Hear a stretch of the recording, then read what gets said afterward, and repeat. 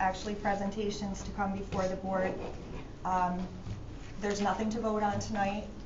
Both of these companies have submitted site plans, and Clough Harbor, Joe Romano from Clough Harbor is reviewing them. So this is just informational. It'll take a few more months probably before we're going to vote on anything. So the first presentation is by Louisi Companies on the proposed distribution facility project consisting of 2 facilities amounting to a total of 150,000 square feet to be sited on 25 Tibbetts Ave, 147 Cannon Street. The property is owned industrial. Chuck? Yeah, so this project has been, this piece of property has been in front of the board before. I had actually witnessed the presentation from Skinnell Development when I was here for a few meetings with Starbuck Island. That deal fell through with them, and we had contacted CBRE and looked at this property, which is 25 Tibbetts Ave. So previous development proposal with the town was 180,000 square feet. Our proposal is 150,000 square feet. This building right here is the first building that we would look to start with on the proposed site plan layout. It's 120,000 square feet. It has architectural walks in the building to provide visibility up and down the road for tenant signage. Also, it has a 30,000 square foot building proposed next door, which would be a pad site that we'd market out later on as well. Both the same use. We're looking at industrial tenants. We have a huge backlog of tenants from our Waterville industrial complex over at the old Delaware Hudson rail yard, and we can't keep up with the demand that the industries has right now for distribution, warehouse, storage. So we looked at this piece and fell inside our preview with having a site management plan and some environmental moving parts. Very similar to the original proposal that was brought in front of the board. McFarland Johnson, who was the original engineer as well for that developer, has maintained the same driveway accesses. We have pedestrian improvements as well as crosswalk infrastructure through those driveway accesses. We have a single row of employee parking, and then the buildings obviously with walkways, entrances, storefront glass, which is in some of the renderings. We have our infiltration basin, which kind of provides a natural buffer to the residential zone over next door, as well as the storage tucked in the back for any of the operational based truck turn radiuses and deliveries that would hit the dock doors and grate doors that also are located in the back. We would be taking down the buildings that are existing there during the construction of the development, which would be the old metal frame building, another metal frame garage over here, these wood framed offices. This would all be cleared out, cleaned up. As the rest of our portfolio, we propose doing high-end landscape, sod, irrigation. So it's not your typical warehouse complex. It's kind of a Class A flex space development. We market people that ultimately have a front-end office component and then a back-end warehouse distribution component, which is a very hot trend right now in the market where companies are walking away from having a corporate office and a warehouse component. They're coupling those together. As well as some, from the environmental considerations, we're abiding by the existing site management plan with DEC through our conversations thus far within the design process. So we would be doing, during construction, continuous air monitoring. Any type of the contamination that may have not been cleaned up prior would be cleaned up during our construction. As we work through, we would re-provide the environmental cap that was existing there through topsoil and sod and irrigation, and we would have mitigation systems under slab for the buildings as well that would have 24-hour operational fans. We've already reached out to DEC. We've already made it through this concept level design. Obviously, McFarland Johnson, being our design engineer, had went all the way through preliminary engineering with Skinnell prior to their tenant lead falling through. So we've got a good understanding of the property and feel pretty confident that we can provide Green Island something that would provide good jobs, a beautification of a lot that's kind of underutilized right now and underdeveloped, and and make another good product that Louise can bring to the community. Does anybody have any questions? I got a question. So you talk about like the environmental thing. For years here, all residents here in Green Island have heard, you know, about soil contamination and whatnot. Has that been remediated, or it'll be remediated as you get there and see it, or soil samples have been done already to see what's there? Yes, sir. So the existing property was originally remediated during the, what was the name of the old recycling? EMR? Yep, so that was originally remediated then. A site management plan is ultimately the abiding rule book post remediation, right? So what I was saying by abiding by that is we're abiding by that site management plan that's existing to the property. And we've already worked with DEC on our change of use paperwork, kind of a notification prior to the closing. Our closing contingent on governmental approvals. So we're here to kind of present the project. If the board feels that the project is something that the community can get behind, we'll close on the property, we'll abide by those rules. And to close to your question is, any type of disturbance to that existing cap that was provided to the property from the remediation of the recycling company, we would reinstall that after construction. During the construction period, while that soil is open, we have air monitoring and a number of safety measures very similar to when we built Starbuck Island.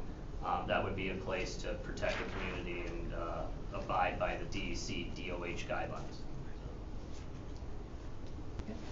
And I know you've been working with Joe Romano, going back and forth with different questions. So as we go further along, you'll have more details to provide. That's correct. Okay. Yep. Any other questions?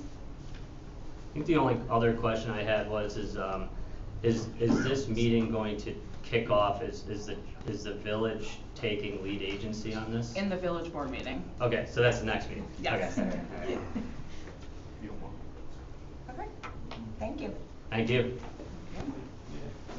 Am I up again? No. Okay.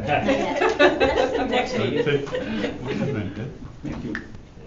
He walked away with the clips that broke. Tom, do you have anything you want to put up? I got the site plan. We can do it. Give me that clip back. There's a tuber up there. Or I'll use these.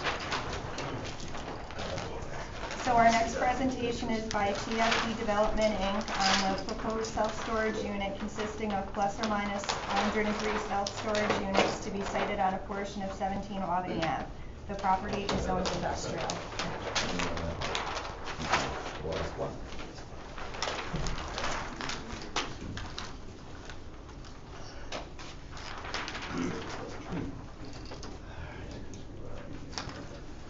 You're How on, you Tom. doing? He does this a lot more than me. So. See, familiar with the existing Village Plaza? Okay, this is going to be behind the existing mall. Okay, it's self-storage. It's a very simple project. Not a big one, small. It's 4 buildings.